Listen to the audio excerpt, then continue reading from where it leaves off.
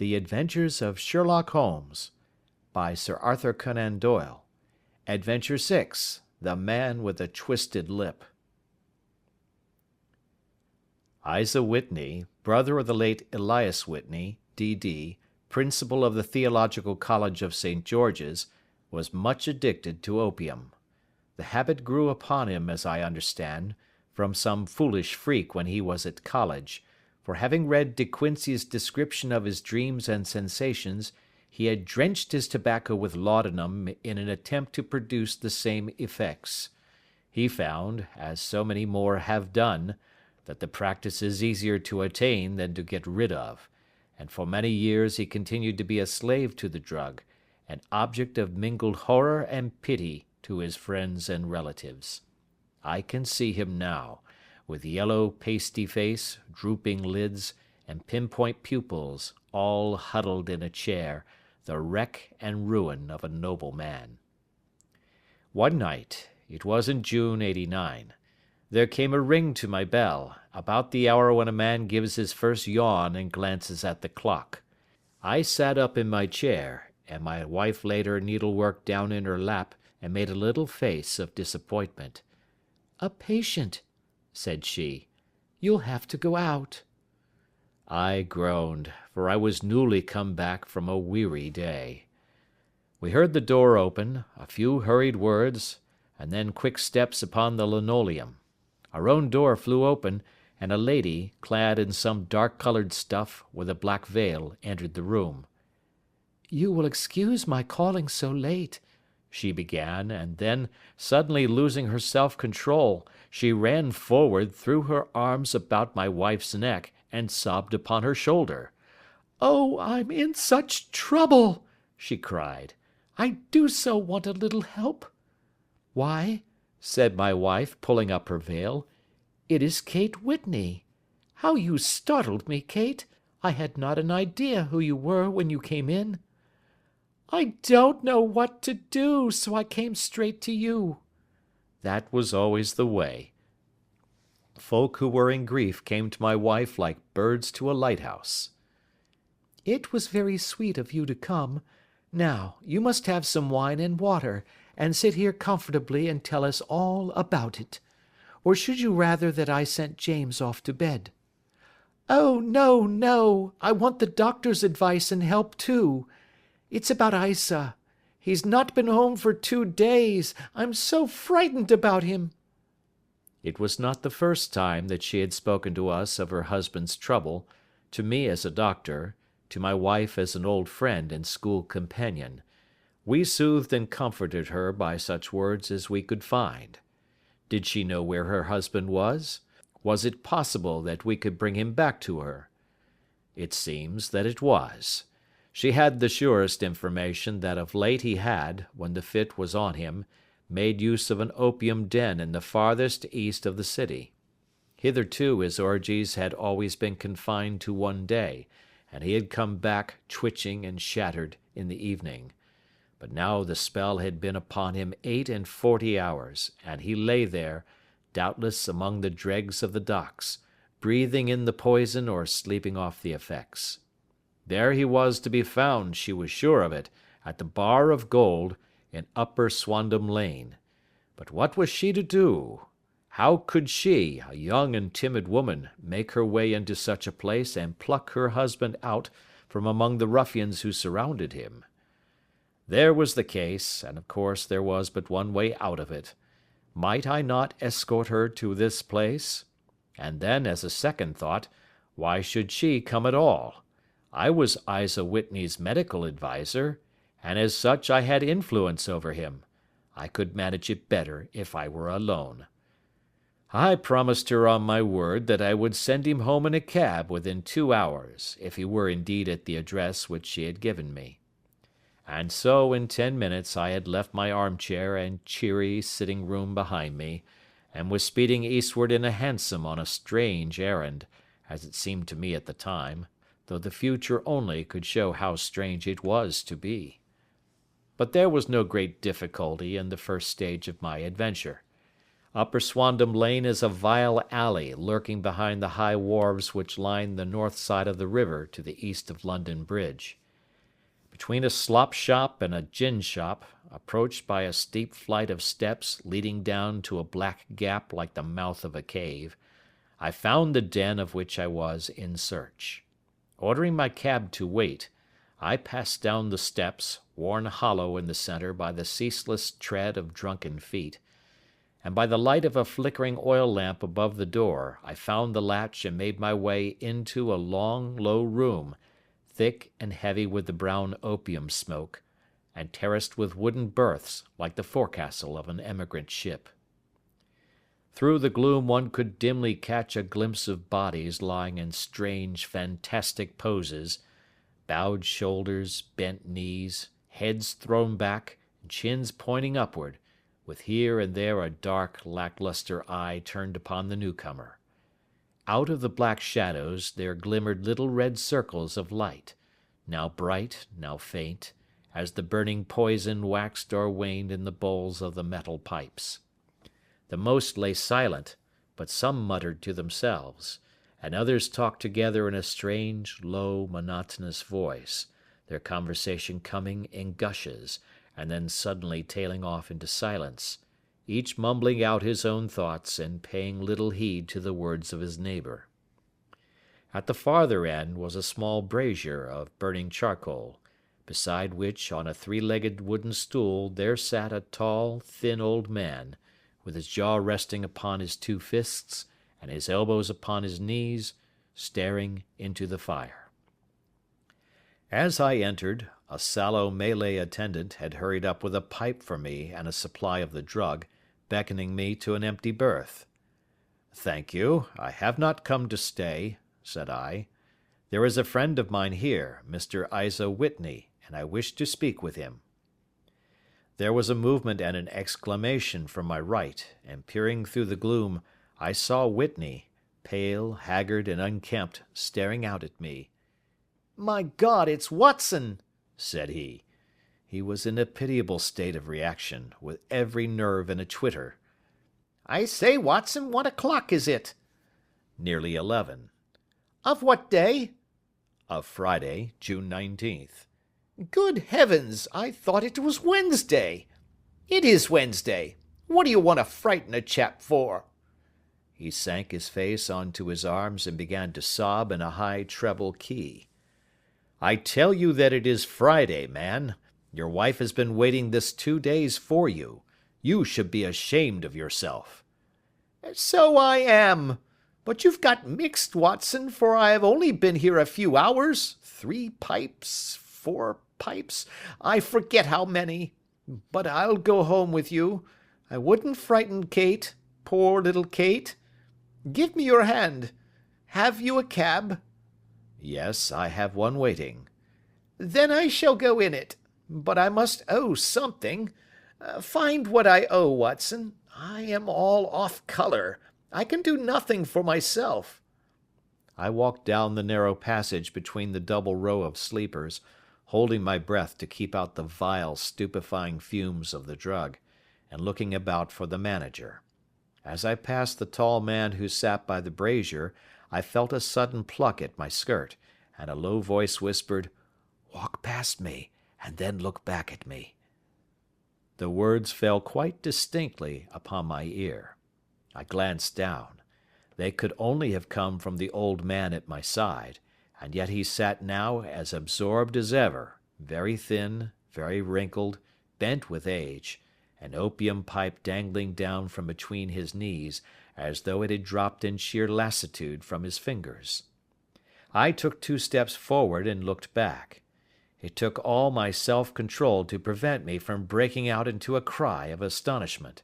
He had turned his back so that none could see him but I.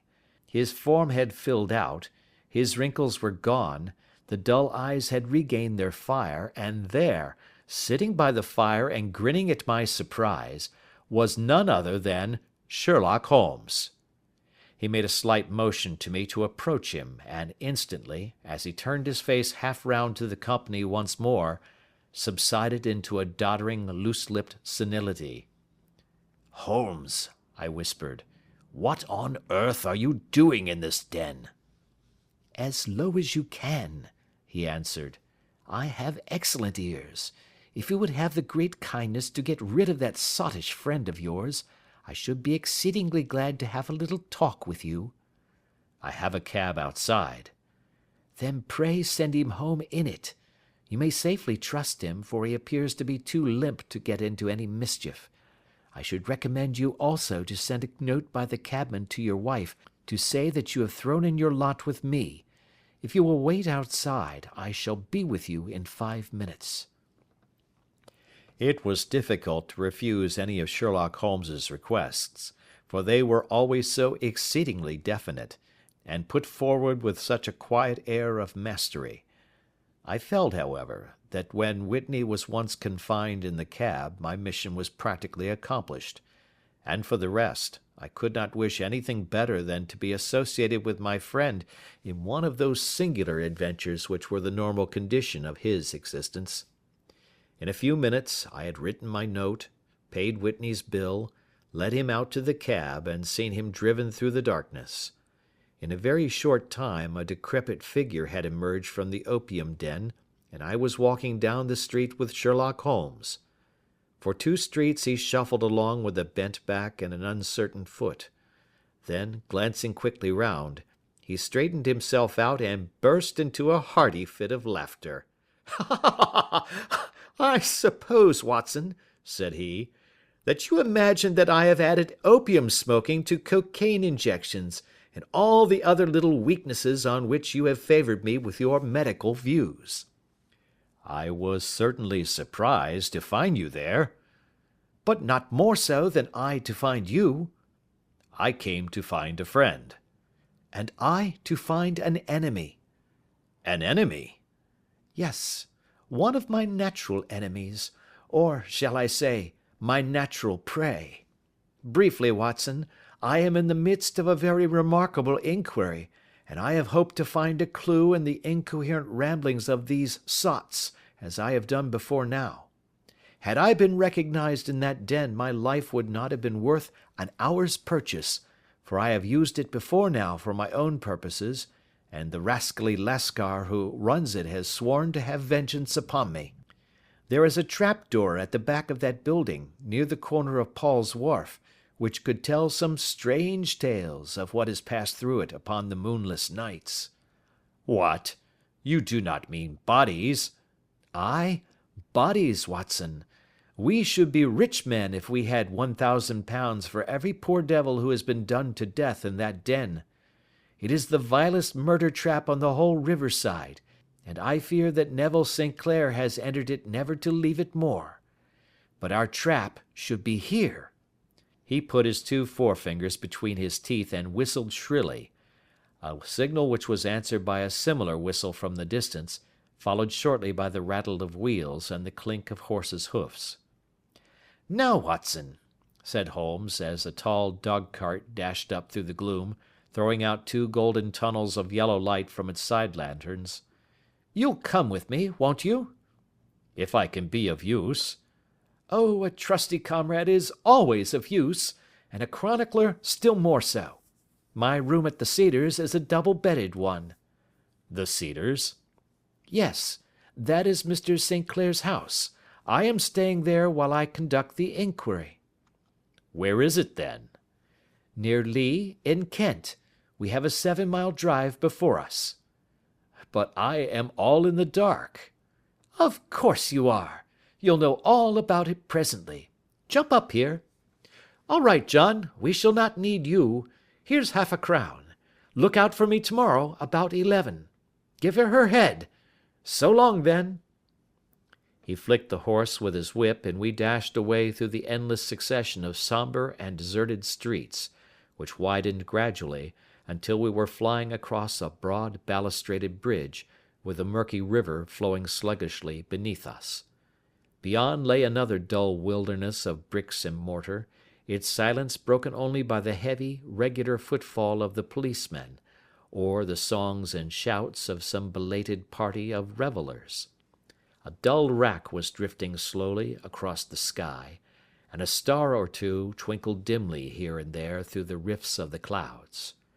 Holmes drove in silence, with his head sunk upon his breast, and the air of a man who is lost in thought, while I sat beside him, curious to learn what this new quest might be which seemed to tax his powers so sorely, and yet afraid to break in upon the current of his thoughts. We had driven several miles, and were beginning to get to the fringe of the belt of suburban villas, when he shook himself, shrugged his shoulders, and lit up his pipe with the air of a man who has satisfied himself that he is acting for the best. "You have a grand gift of silence, Watson," said he. "It makes you quite invaluable as a companion. 'Pon my word, it is a great thing for me to have someone to talk to, for my own thoughts are not over pleasant. I was wondering what I should say to this dear little woman to-night when she meets me at the door." "You forget that I know nothing about it." "I shall just have time to tell you the facts of the case before we get to Lee. It seems absurdly simple, and yet, somehow I can get nothing to go upon. There's plenty of thread, no doubt, but I can't get the end of it into my hand. Now, I'll state the case clearly and concisely to you, Watson, and maybe you can see a spark where all is dark to me." "Proceed, then." Some years ago, to be definite, in May 1884, there came to Lee a gentleman, Neville St. Clair by name, who appeared to have plenty of money. He took a large villa, laid out the grounds very nicely, and lived generally in good style. By degrees he made friends in the neighbourhood, and in 1887 he married the daughter of a local brewer, by whom he now has 2 children. He had no occupation, but was interested in several companies, and went into town, as a rule, in the morning, returning by the 5:14 from Cannon Street every night. Mr. St. Clair is now 37 years of age, is a man of temperate habits, a good husband, a very affectionate father, and a man who is popular with all who know him. I may add that his whole debts at the present moment, as far as we have been able to ascertain, amount to £88 10s, while he has £220 standing to his credit in the Capital and Counties Bank. There is no reason, therefore, to think that money troubles have been weighing upon his mind. Last Monday Mr. Neville St. Clair went into town rather earlier than usual, remarking before he started that he had 2 important commissions to perform, and that he would bring his little boy home a box of bricks. Now, by the merest chance, his wife received a telegram upon this same Monday, very shortly after his departure, to the effect that a small parcel of considerable value which she had been expecting was waiting for her at the offices of the Aberdeen Shipping Company. Now, if you are well up in your London, you will know that the office of the company is in Fresno Street, which branches out of Upper Swandam Lane, where you found me to-night. Mrs. St. Clair had her lunch, started for the city, did some shopping, proceeded to the company's office, got her packet, and found herself at exactly 4:35 walking through Swandam Lane on her way back to the station. Have you followed me so far? It is very clear. If you remember, Monday was an exceedingly hot day, and Mrs. St. Clair walked slowly, glancing about in the hope of seeing a cab, as she did not like the neighbourhood in which she found herself. While she was walking in this way down Swandam Lane, she suddenly heard an ejaculation or cry, and was struck cold to see her husband looking down at her and, as it seemed to her, beckoning to her from a second-floor window. The window was open, and she distinctly saw his face, which she describes as being terribly agitated.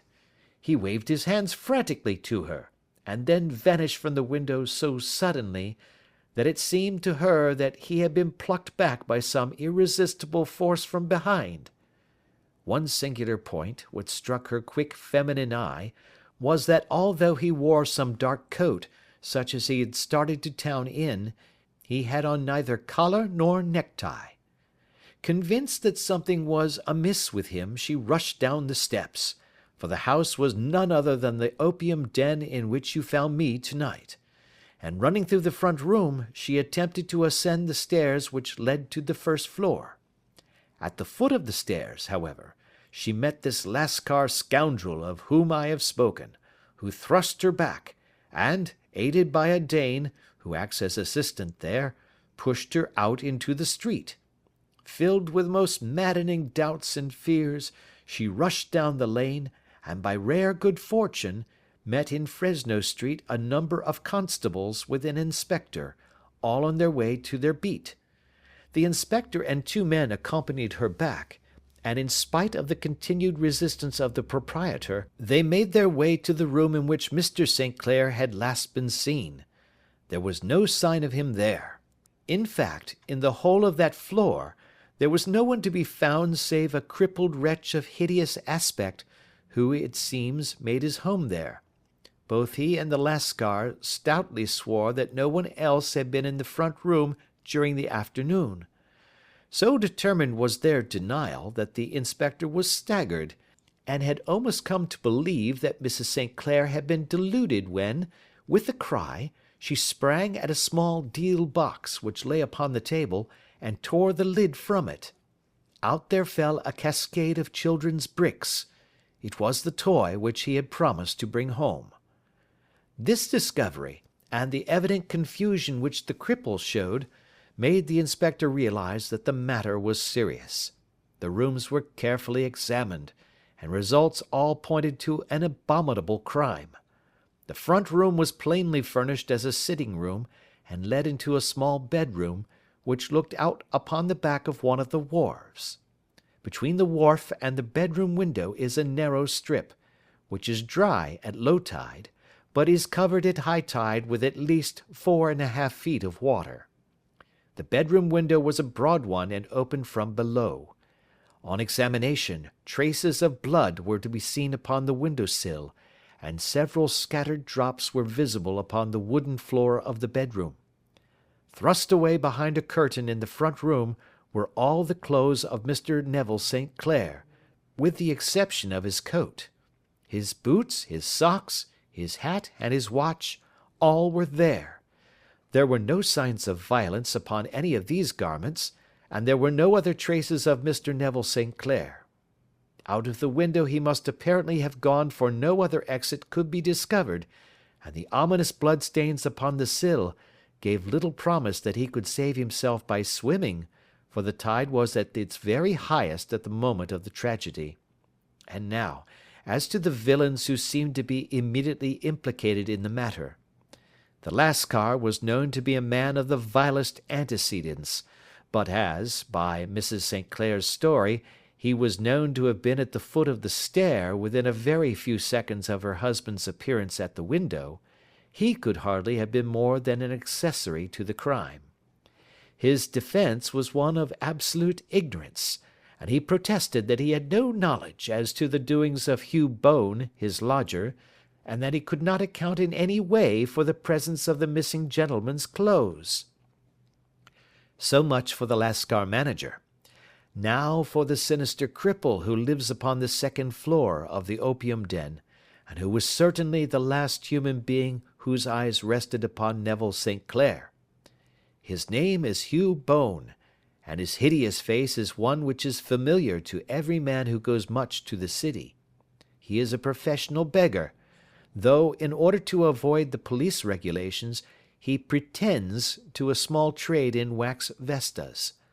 Some little distance down Threadneedle Street, upon the left-hand side, there is, as you may have remarked, a small angle in the wall.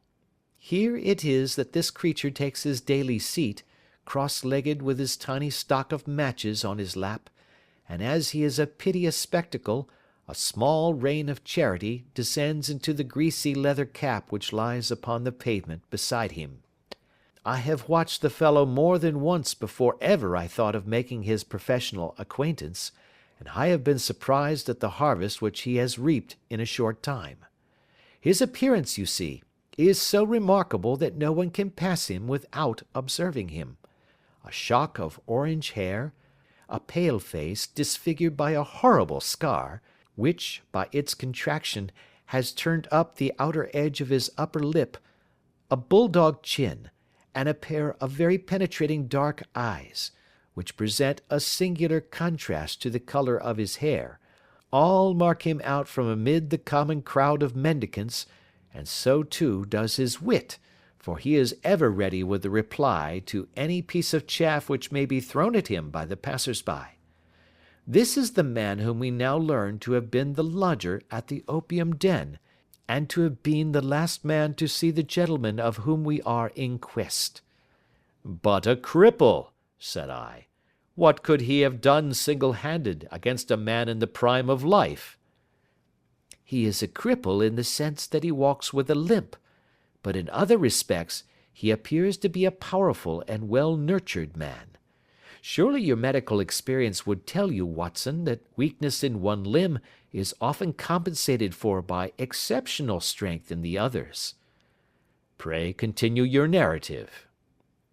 Mrs. St. Clair had fainted at the sight of the blood upon the window, and she was escorted home in a cab by the police, as her presence could be of no help to them in their investigations.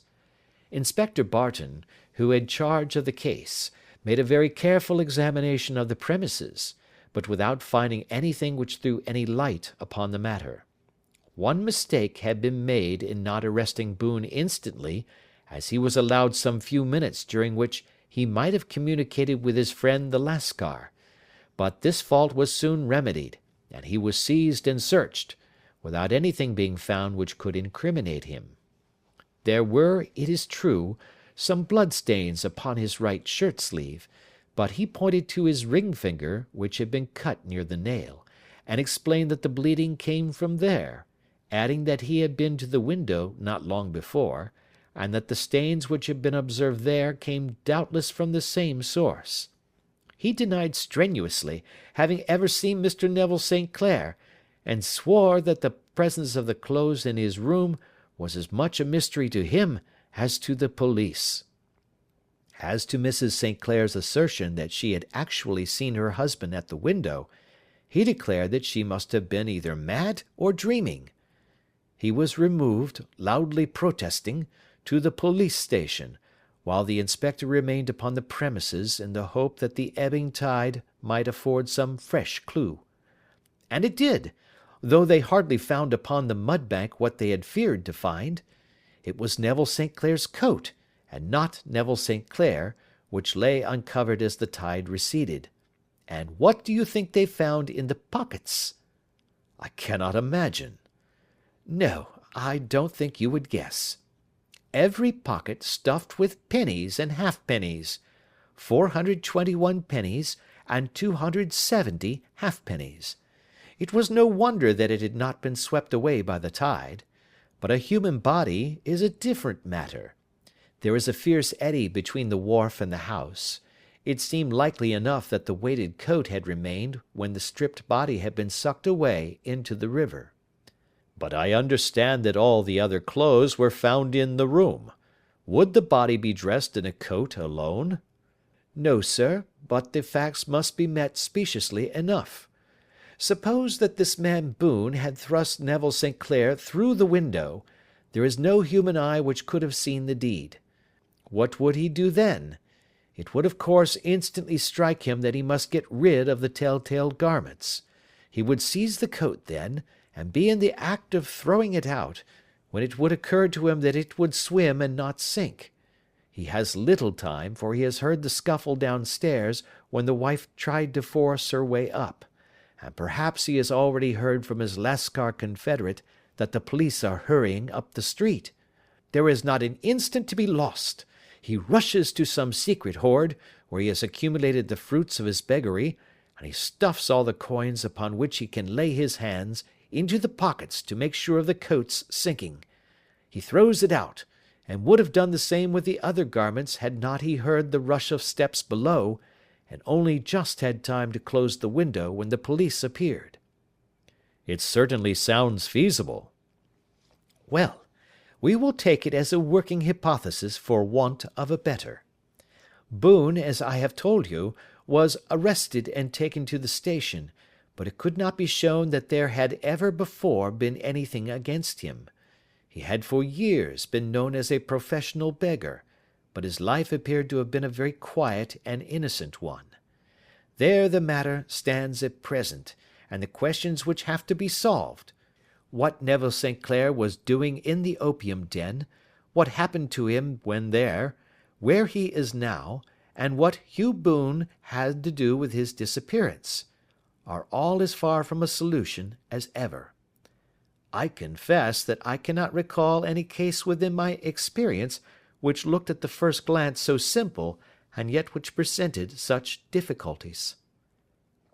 While Sherlock Holmes had been detailing this singular series of events, we had been whirling through the outskirts of the great town until the last straggling houses had been left behind, and we rattled along with a country hedge upon either side of us.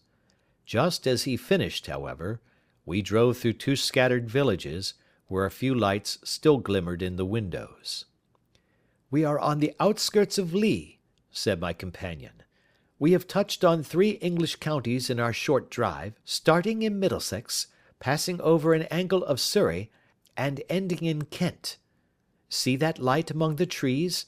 That is the Cedars, and beside that lamp sits a woman whose anxious ears have already, I have little doubt, caught the clink of our horses' feet." "But why are you not conducting the case from Baker Street?" I asked. "Because there are many inquiries which must be made out here. Mrs. St. Clair has most kindly put 2 rooms at my disposal, and you may rest assured that she will have nothing but a welcome for my friend and colleague. I hate to meet her, Watson, when I have no news of her husband. Here we are. Whoa there, whoa!" We had pulled up in front of a large villa which stood within its own grounds. A stable boy had run out to the horse's head, and springing down, I followed Holmes up the small, winding gravel drive which led to the house. As we approached, the door flew open, and a little blonde woman stood in the opening, clad in some sort of light mousseline de sole, with a touch of fluffy pink chiffon at her neck and wrists.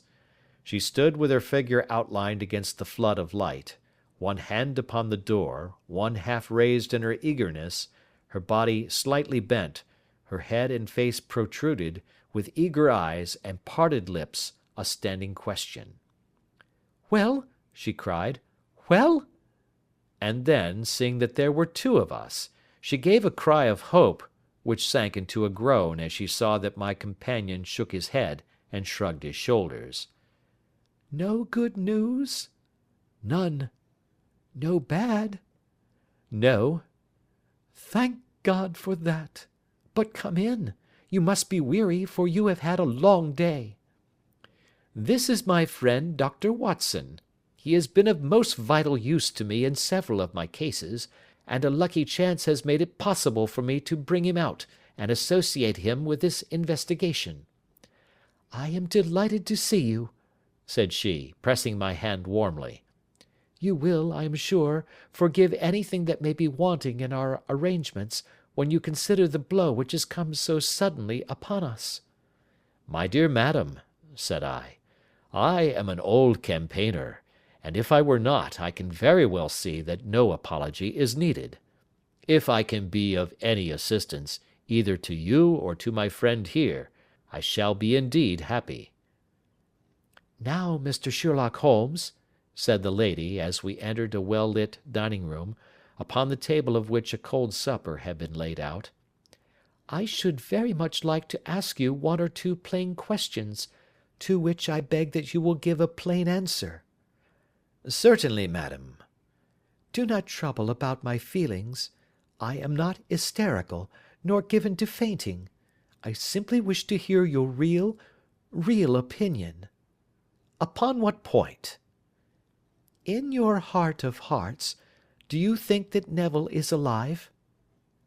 Sherlock Holmes seemed to be embarrassed by the question. "Frankly now," she repeated, standing upon the rug and looking keenly down at him as he leaned back in a basket chair. Frankly, then, madam, I do not. You think that he is dead? I do. Murdered? I don't say that. Perhaps. And on what day did he meet his death? On Monday. Then perhaps, Mr. Holmes, you will be good enough to explain how it is that I have received a letter from him today. Sherlock Holmes sprang out of his chair as if he had been galvanized. "What?" he roared. Yes, today. She stood smiling, holding up a little slip of paper in the air. "May I see it?" Certainly. He snatched it from her in his eagerness, and smoothing it out upon the table, he drew over the lamp and examined it intently. I had left my chair and was gazing at it over his shoulder. The envelope was a very coarse one, and was stamped with the Gravesend postmark, and with the date of that very day, or rather of the day before, for it was considerably after midnight. Coarse writing, murmured Holmes. Surely this is not your husband's writing, madam? No, but the enclosure is. I perceive also that whoever addressed the envelope had to go and inquire as to the address. How can you tell that? The name, you see, is in perfectly black ink, which has dried itself. The rest is of a greyish colour, which shows that blotting paper has been used. If it had been written straight off and then blotted, none would be of a deep black shade. This man has written the name, and there has then been a pause before he wrote the address, which can only mean that he was not familiar with it. It is, of course, a trifle, but there is nothing so important as trifles. Now, let us now see the letter. Ha! There has been an enclosure here. Yes, there was a ring, his signet ring. And you are sure that this is your husband's hand? One of his hands. One? His hand when he wrote hurriedly. It is very unlike his usual writing, and yet I know it well. Dearest, do not be frightened. All will come well. There is a huge error which it may take some time to rectify. Wait in patience. Neville. Written in pencil upon the flyleaf of a book, octavo size, no watermark. Posted today in Gravesend by a fellow with a dirty thumb. Ha! And the flap has been gummed, if I am not very much in error, by a person who has been chewing tobacco. And you have no doubt that it is your husband's hand, madam? None. Neville wrote these words. And they were posted today at Gravesend. Well, Mrs. St. Clair, the clouds lighten, though I should not venture to say that the danger is over. But he must be alive, Mr. Holmes. Unless this is a clever forgery to put us on the wrong scent. The ring, after all, proves nothing. It may have been taken from him. No, no, it is. It is his very own writing. Very well. It may, however, have been written on Monday and only posted today. That is possible. If so, much may have happened between. Oh, you must not discourage me, Mr. Holmes. I know that all is well with him. There is so keen a sympathy between us that I should know if evil came upon him. On the very day that I saw him last, he cut himself in the bedroom, and yet I in the dining room rushed upstairs instantly with the utmost certainty that something had happened. Do you think that I would respond to such a trifle, and yet be ignorant of his death? I have seen too much not to know that the impression of a woman may be more valuable than the conclusion of an analytical reasoner. And in this letter you certainly have a very strong piece of evidence to corroborate your view. But if your husband is alive and able to write letters, why should he remain away from you? I cannot imagine. It is unthinkable. And on Monday he made no remarks before leaving you? No. And you were surprised to see him in Swandam Lane? Very much so. Was the window open? Yes. Then he might have called to you? He might. He only, as I understand, gave an inarticulate cry. Yes. A call for help, you thought? Yes, he waved his hands. But it might have been a cry of surprise. Astonishment at the unexpected sight of you might cause him to throw up his hands? It is possible. And you thought he was pulled back? He disappeared so suddenly. He might have leaped back. You did not see anyone else in the room? No, but this horrible man confessed to having been there, and the Lascar was at the foot of the stairs. Quite so. Your husband, as far as you could see, had his ordinary clothes on? But without his collar or tie. I distinctly saw his bare throat. Had he ever spoken of Swandam Lane? Never. Had he ever showed any signs of having taken opium? Never. Thank you, Mrs. St. Clair. Those are the principal points about which I wish to be absolutely clear. We shall now have a little supper and then retire, for we may have a very busy day tomorrow.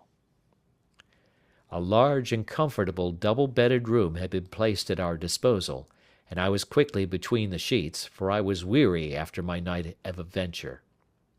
Sherlock Holmes was a man, however, who, when he had an unsolved problem upon his mind, would go for days, and even for a week, without rest, turning it over, rearranging his facts, looking at it from every point of view until he had either fathomed it or convinced himself that his data were insufficient.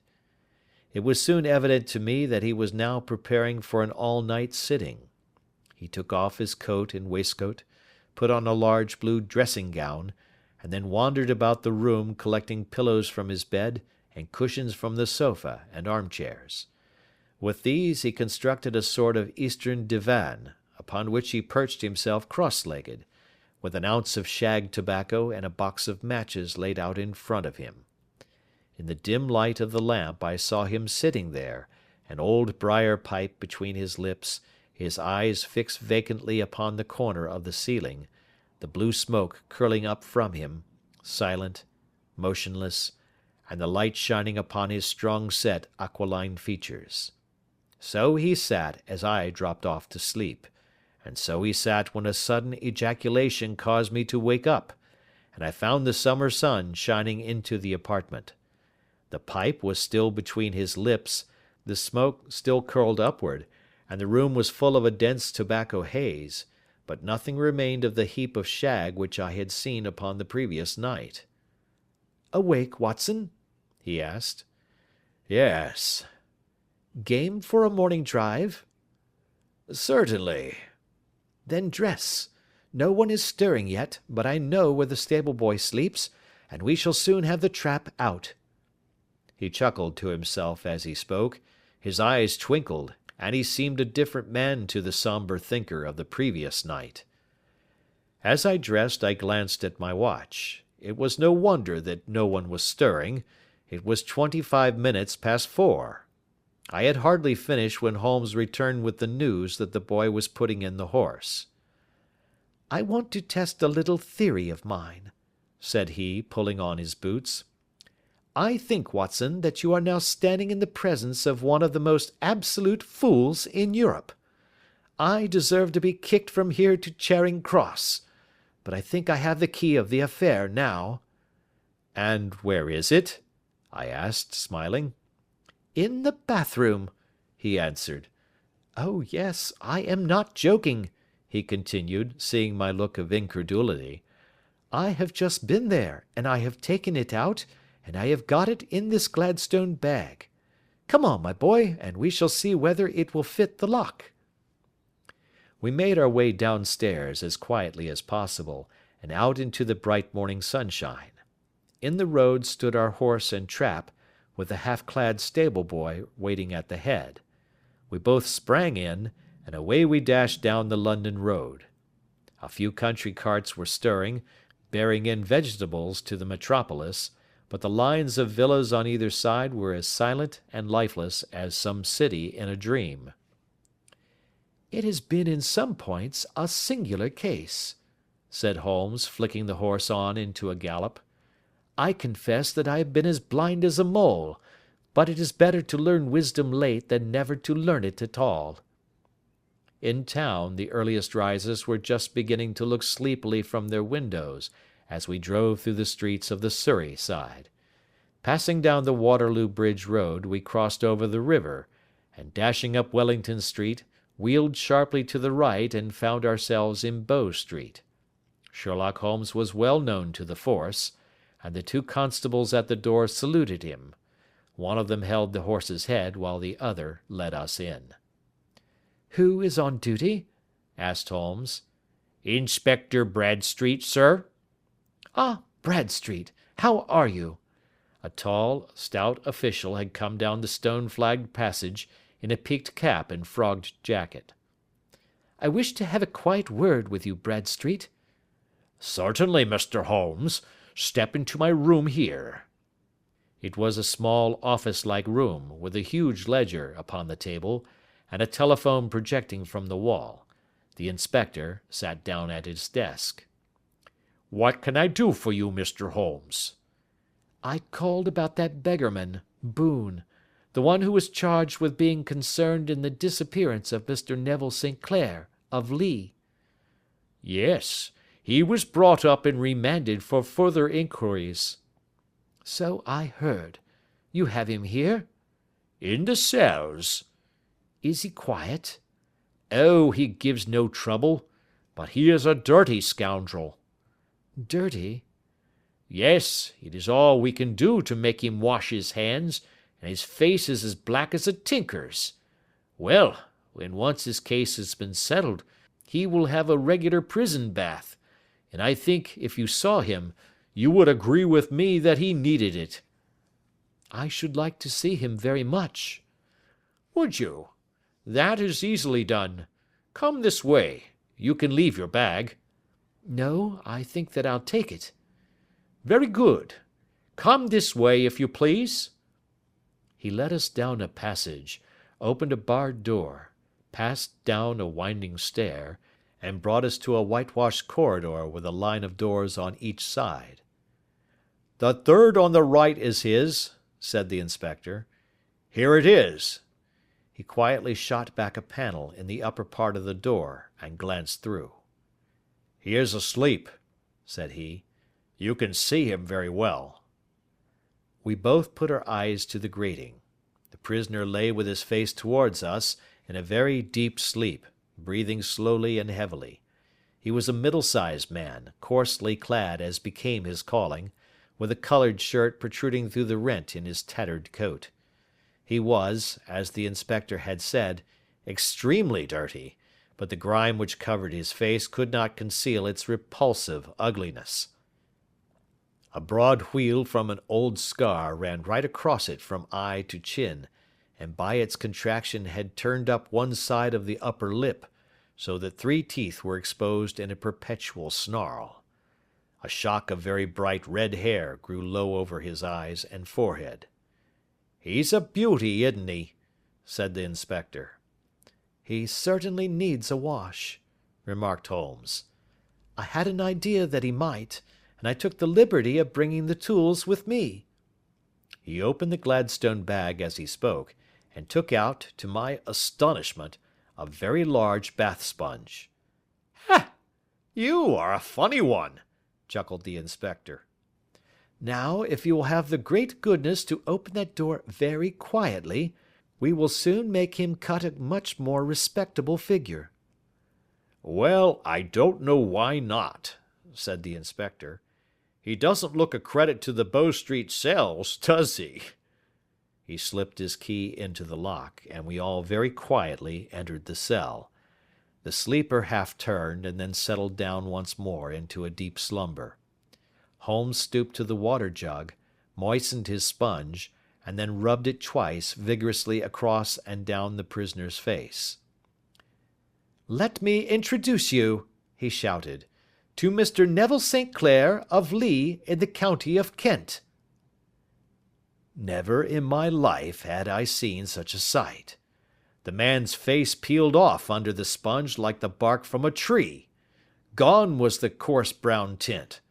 Gone, too, was the horrid scar which had seamed it across, and the twisted lip which had given the repulsive sneer to the face.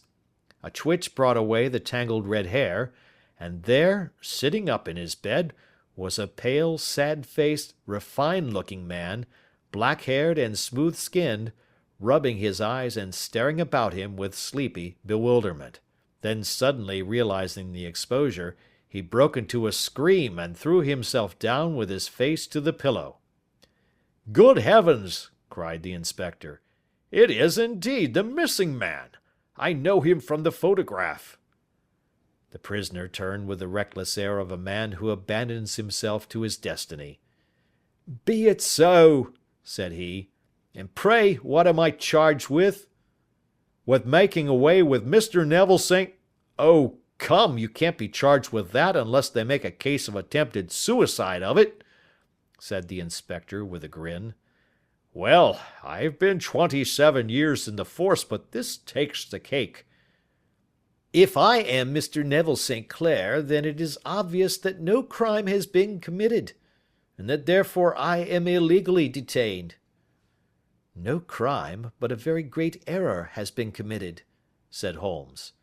"You would have done better to have trusted your wife." "It was not the wife, it was the children," groaned the prisoner. "God help me, I would not have them ashamed of their father. My God, what an exposure!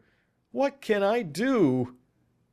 Sherlock Holmes sat down beside him on the couch, and patted him kindly on the shoulder. "If you leave it to a court of law to clear the matter up," said he, "of course you can hardly avoid publicity. On the other hand, if you convince the police authorities that there is no possible case against you, I do not know that there is any reason that the details should find their way into the papers. Inspector Bradsheet would, I am sure, make notes upon anything which you might tell us and submit it to the proper authorities. The case would then never go into court at all." "God bless you!" cried the prisoner passionately.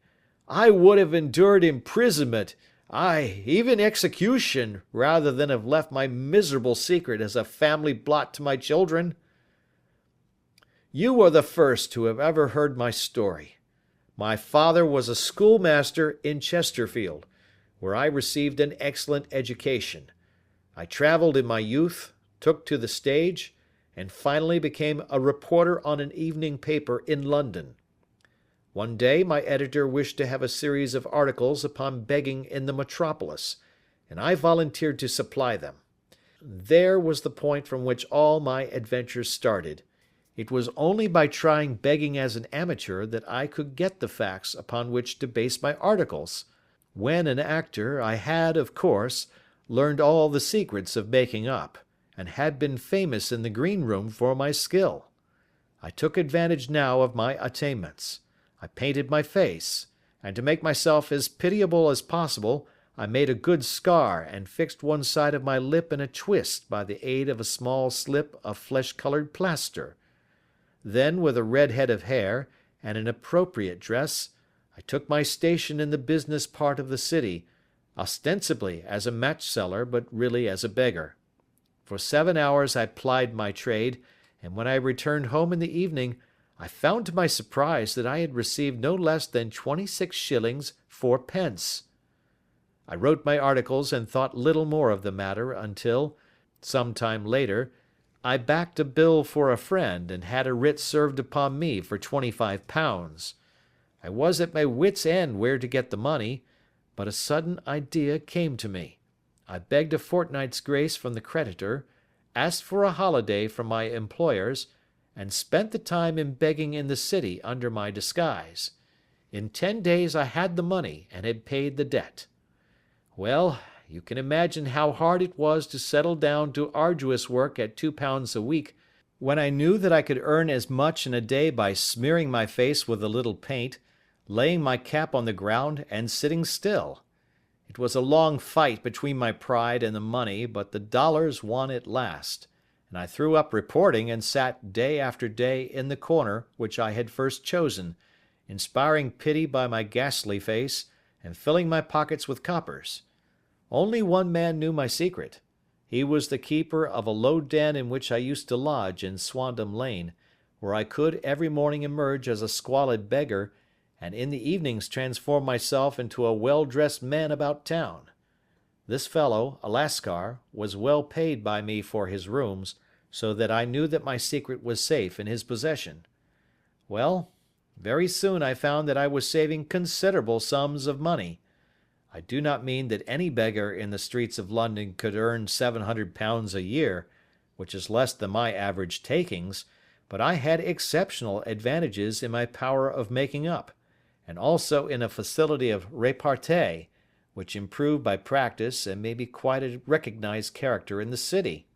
All day a stream of pennies, varied by silver, poured in upon me, and it was a very bad day in which I failed to take £2. As I grew richer, I grew more ambitious, took a house in the country, and eventually married, without anyone having a suspicion as to my real occupation. My dear wife knew that I had business in the city. She little knew what. Last Monday I had finished for the day and was dressing in my room above the opium den, when I looked out of my window and saw, to my horror and astonishment, that my wife was standing in the street, with her eyes fixed full upon me. I gave a cry of surprise, threw up my arms to cover my face, and, rushing to my confidant, the Lascar, entreated him to prevent anyone from coming up to me. I heard her voice downstairs, but I knew that she could not ascend. Swiftly I threw off my clothes, pulled on those of a beggar, and put on my pigments and wig. Even a wife's eyes could not pierce so complete a disguise. But then it occurred to me that there might be a search in the room, and that the clothes might betray me. I threw open the window, reopening by my violence a small cut which I had inflicted upon myself in the bedroom that morning. Then I seized my coat, which was weighted by the coppers which I had just transferred to it from the leather bag in which I carried my takings. I hurled it out of the window, and it disappeared into the Thames. The other clothes would have followed, but at that moment there was a rush of constables up the stair, and a few minutes after I found, rather, I confess, to my relief, that instead of being identified as Mr. Neville St. Clair, I was arrested as his murderer. I do not know that there is anything else for me to explain. I was determined to preserve my disguise as long as possible, and hence my preference for a dirty face. Knowing that my wife would be terribly anxious, I slipped off my ring and confided it to the Lascar at a moment when no constable was watching me, together with a hurried scrawl, telling her that she had no cause to fear. "That note only reached her yesterday," said Holmes. "Good God! What a week she must have spent!" "The police have watched this Lascar," said Inspector Bradstreet, "and I can quite understand that he might find it difficult to post a letter unobserved.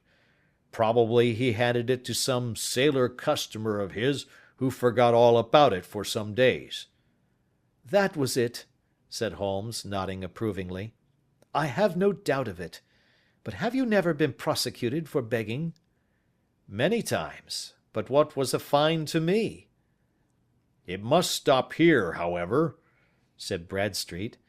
"If the police are to hush this thing up, there must be no more of Hugh Boone." "I have sworn it by the most solemn oaths which a man can take." "In that case, I think that it is probable that no further steps may be taken. But if you are found again, then all must come out. I am sure, Mr. Holmes, that we are very much indebted to you for having cleared the matter up. I wish I knew how you reach your results." "I reach this one," said my friend, "by sitting upon 5 pillows and consuming an ounce of shag. I think, Watson, that if we drive to Baker Street we shall be just in time for breakfast." End of Adventure 6.